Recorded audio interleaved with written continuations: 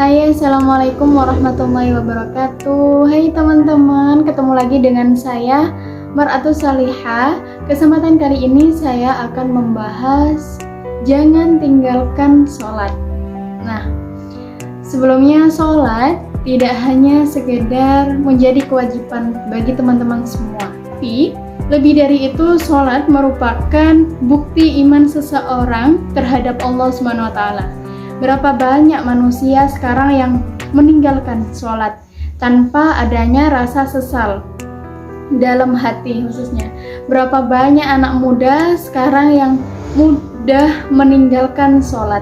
Berapa banyak anak muda yang meninggalkan sholat subuh hanya karena menonton sepak bola semalaman. Dan berapa banyak pula pekerja yang meninggalkan sholat hanya demi pekerjaannya.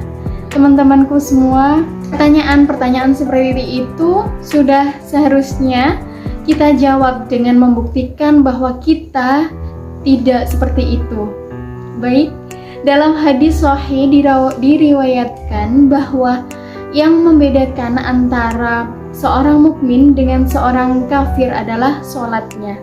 Lantas bagaimana nasib orang-orang yang seperti itu? Dan Allah SWT berfirman dalam surat Al-Ma'un tentang orang-orang yang lalai terhadap sholatnya. Ayat tersebut berbunyi, Bismillahirrahmanirrahim, Fawailul lil musallin alladzina hum an sholatihim sahun.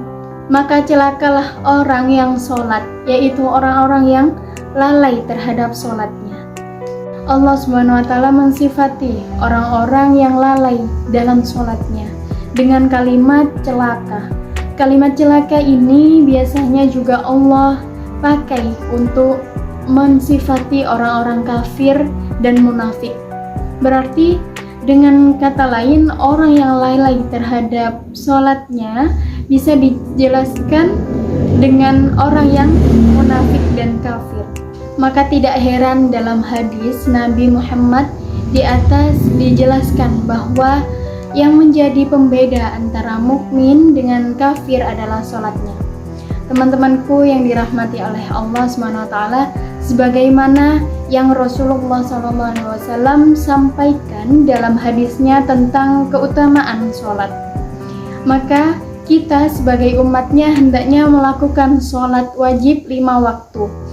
Ini dengan hati yang lapang, penuh kesyukuran, keikhlasan, dan keistiqomahan sehingga kita bisa terhindar dari golongan orang-orang yang lalai dari sholatnya. Teman-temanku semua, para ulama juga menjelaskan banyak sekali ayat-ayat Al-Quran dan hadis tentang ancaman untuk orang-orang yang lalai dari sholatnya.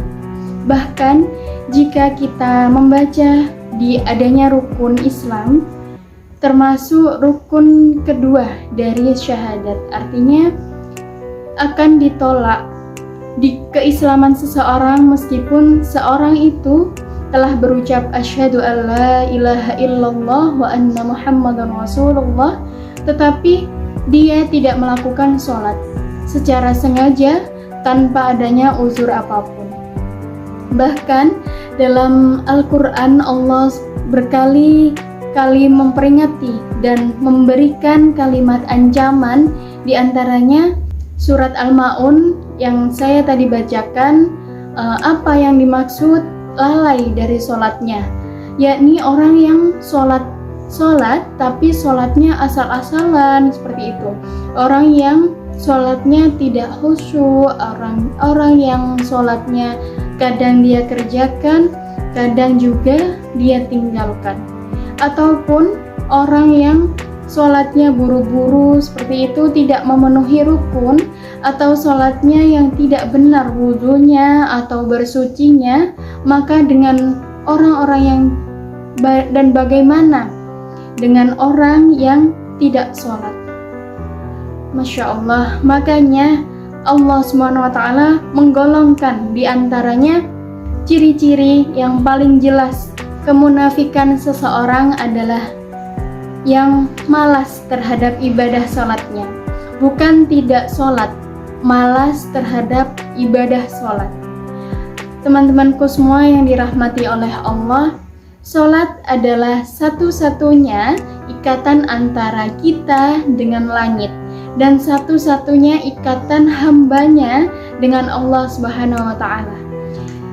Sehingga kita meninggalkan sholat sekali aja, maka Allah akan memutuskan ikatan dengan kita, ikatan kita dengan Allah Subhanahu wa Ta'ala. Lalu bagaimana kita mendapatkan pertolongan kepada Allah jika kita butuh tetapi kita tidak punya ikatan apa-apa, tidak punya ikatan apa-apa dengan Allah? Ketika itu tidak punya ikatan kepada seseorang, bagaimana kita meminta pertolongan? Seperti itu, seperti halnya ada seorang perempuan yang tidak punya ikatan apa-apa dengan mantan suaminya. Bagaimana dia meminta nafkah kepada dia, mantan suaminya itu? Begitupun juga kepada Allah. Kalau kita dengan Allah sudah putuskan ikatan, bagaimana kita meminta rezeki kepada Allah, bagaimana kita meminta pertolongan kepada Allah, dan bagaimana kita meminta perlindungan kepada Allah, dan bagaimana kita meminta Allah memperhatikan dan mengurus kita, padahal kita sendiri yang memutuskan ikatan dengan Allah.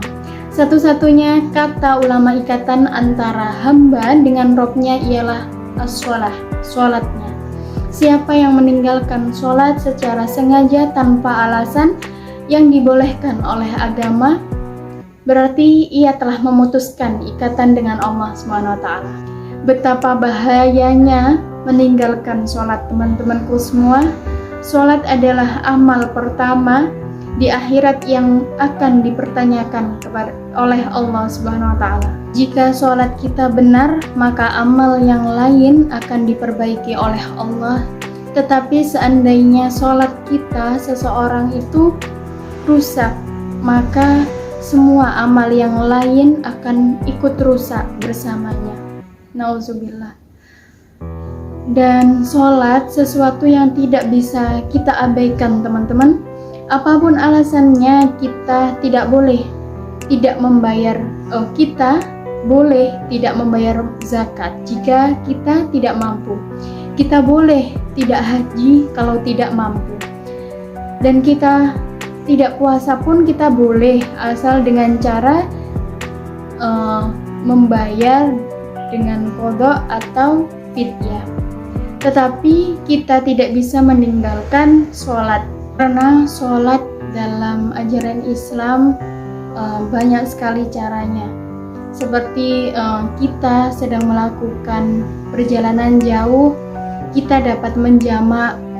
Terus jika kita sedang sakit pun tidak bisa berdiri atau dengan cara kita duduk, atau tidak bisa duduk dengan cara kita berbaring.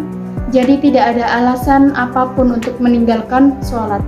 Saking pentingnya ibadah ini, Allah SWT tidak mau kita memutuskan dengan Allah. Sekian dari saya, semoga bermanfaat bagi teman-teman semua. Wassalamualaikum warahmatullahi wabarakatuh.